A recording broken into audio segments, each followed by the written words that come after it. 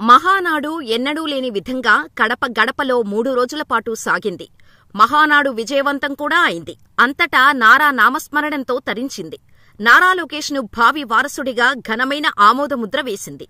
ఇక ఈసారి ప్రత్యేకత ఏమిటంటే ఆర్టిఫిషియల్ ఇంటెలిజెన్స్ ఆసరాతో నా మనవడు లోకేష్ నా వారసుడు అని సీనియర్ ఎన్టీఆర్ చేత పలికించటం.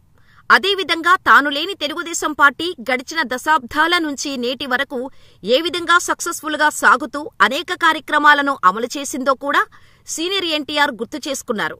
చంద్రబాబు నాయకత్వ ప్రతిభను కూడా ఏఐ ద్వారా రూపొందించిన సీనియర్ ఎన్టీఆర్ బాగానే పొగిడారు.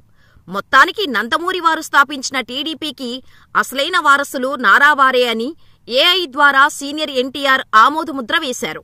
అలా చంద్రబాబు తర్వాత వారసుడు ఎవరు అన్నది కూడా స్పష్టమైపోయింది. ఇంతటి ఘనమైన కార్యక్రమానికి ఎన్టీఆర్ వారసులుగా ఉన్నవారు ఎవరూ కనిపించలేదు. మహానాడులో నందమూరి వారు ఎక్కడా కనిపించలేదు. వారు వీరు ఎందుకు, అసలైన వారసుడు నందమూరి బాలకృష్ణ ఎక్కడా కానరాలేదు. ఇంతటి దిగ్విజయంగా మహానాడు జరిగితే బాలయ్య ఏరి అన్న చర్చ మరోవైపు సాగింది. ఆయన మామూలువారు కాదు. ఎన్టీఆర్ ఒకనాడు ముఖ్యమంత్రిగా ఉండగా నా రాజకీయ వారసుడు బాలయ్యే అని చాటి చెప్పినవారు. ఆనాడు ఏఐలు లేవు, ఆ చిలక పలుకులు లేవు. స్వయంగా అన్నగారు తన కంచు కంఠంతో చెప్పిన మాటలు అవి. అదంతా 1987లో జరిగిన ముచ్చట. ఆనాడు మండల ఎన్నికల సందర్భంగా బాలయ్య టీడీపీ విజయం కోసం తన సినిమాలను సైతం కొన్నాళ్లపాటు పక్కనపెట్టి అలుపు లేకుండా ఉమ్మడి ఏపీ అంతా తిరిగిన రోజులు.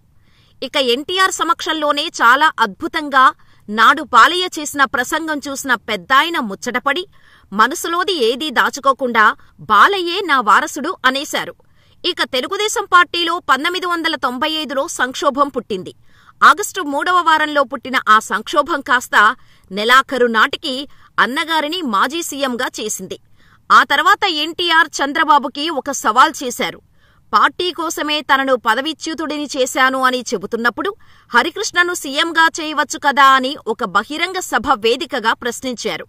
దీనిని బట్టి ఎన్టీఆర్కు తన వారసులుగా బాలయ్య లేదా హరికృష్ణ ఉండాలన్నది ఏకంగా బహిరంగంగానే ప్రకటించడం ద్వారా రుజువైంది. ఈ నేపథ్యంలో 3 దశాబ్దాలుగా తెలుగుదేశం పార్టీకి నాయకత్వం వహిస్తూ వస్తున్న చంద్రబాబు తన వారసుడిగా లోకేష్ని దాదాపుగా ప్రకటించేశారు. ఈ కీలకమైన సందర్భంలో నందమూరి వారసులు ఎక్కడా అన్న చర్చ వస్తోంది.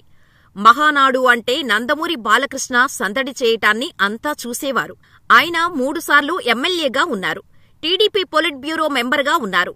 పైగా పార్టీకి ప్రచారకర్తగా 4 దశాబ్దాల నుంచి ఉన్నారు. ఎన్టీఆర్కు కుమారుడిగా, బాబుకు వియ్యంకుడిగా, లోకేష్కి మామగా ఉన్న బాలయ్య ఇంతటి ప్రాధాన్యత కలిగిన మహానాడుకు హాజరు కాకపోవటం మీద చర్చ సాగుతోంది. అంతేకాదు, ఆయన హైదరాబాద్లో ఎన్టీఆర్ ఘాటు వద్ద నివాళిని కూడా ఈసారి అర్పించలేదు. మరి బాలయ్య ఎక్కడ ఉన్నారు, ఏమి చేస్తున్నారు అంటే ఆయన విదేశాలలో షూటింగ్ నిమిత్తం ఉన్నారని అంటున్నారు. ఆయన ఆ పనుల వల్లనే రాలేదు తప్ప మహానాడుకు దూరం కావటానికి ఎలాంటి వేరే కారణాలు లేవని అంటున్నారు. అయితే నందమూరి వారు ఎవరూ పెద్దగా కనిపించకపోవటం మీదనే చర్చ సాగుతోంది. మరోవైపు చూస్తే టీడీపీలో బాలయ్యకు కూడా కీలకమైన పదవి ఇవ్వాలన్న డిమాండ్ కూడా ఉంది అని అంటున్నారు. కూటమి ప్రభుత్వం చూడటానికి మేడిపండులా కనిపిస్తున్నా లోలోపల మాత్రం ముసలం మొదలైందనే వాదనలు గట్టిగా వినిపిస్తున్నాయి. పార్టీలో మొత్తం నారావారి పెత్తనం నందమూరి ఫ్యామిలీకి మింగుడు పడటం లేదు. అందుకే 3 రోజులు జరిగిన ఈ మహానాడులో నందమూరి వారసత్వం ఎక్కడా కనిపించలేదు అనే వాదనలు కూడా ఉన్నాయి. చూడాలి మరి బాలయ్య గైర్హాజరు వెనుక ఉన్న కారణాలు ఏమిటి అన్నవి.